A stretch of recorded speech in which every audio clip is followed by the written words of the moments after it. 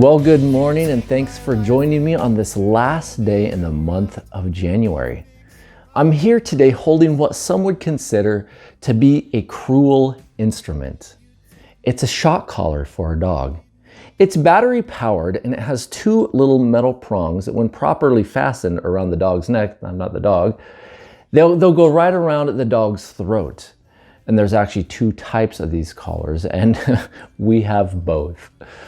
One is what's called an invisible fence. This is when you take a wire and you bury it around your yard where the dog can go. And when it gets close to this line, the collar will start to buzz or make a sound. And as the dog gets closer to that line still, it'll buzz. And then if it gets closer, it will shock. And you can turn up the level of intensity on that shock depending on the strength of will of your dog. The other one is where the owner actually holds a remote control.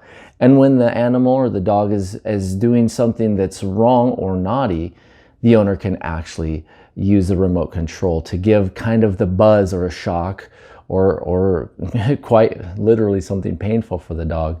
You know, a lot of people think these shock collars are cruel and inhumane, and my daughter was one.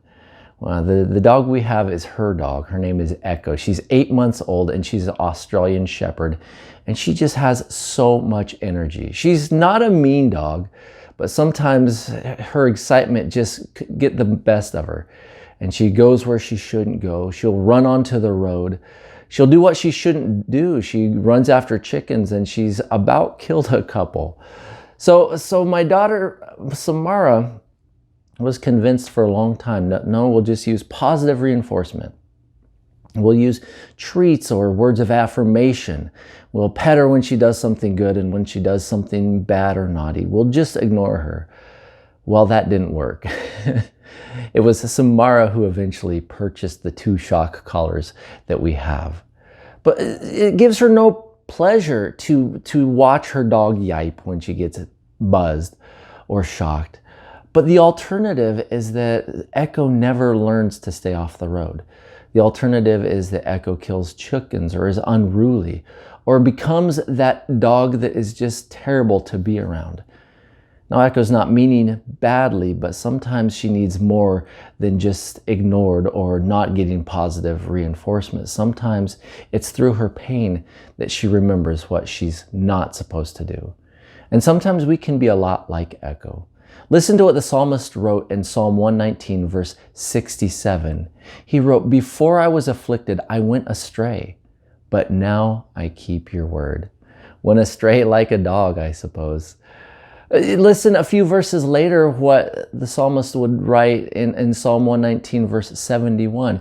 "It is good for me that I have been afflicted, that I may learn your statutes." Affliction, pain, an electric shock to the throat. Now that doesn't seem nice, but sometimes it's necessary. Listen to what the writer of Hebrews wrote in Hebrews 12:11. "No discipline seems pleasant at the time, but painful. Later on, however, it produces a harvest of righteousness and peace for those who have been trained by it."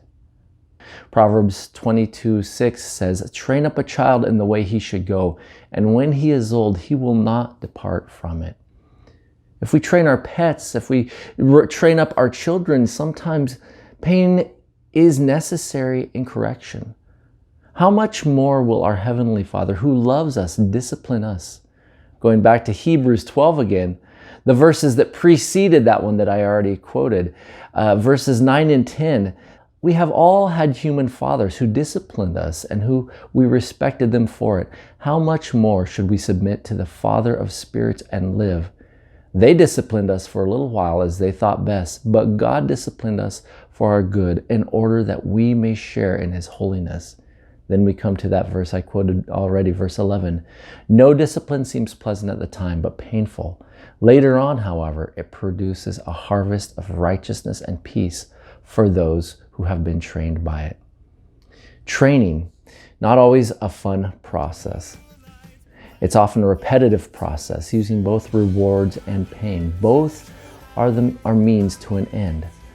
For a dog or a son or a daughter, a person to be well trained, The end for us is that we may share in His holiness and be more and more transformed into His image. Have a great day. Ciao.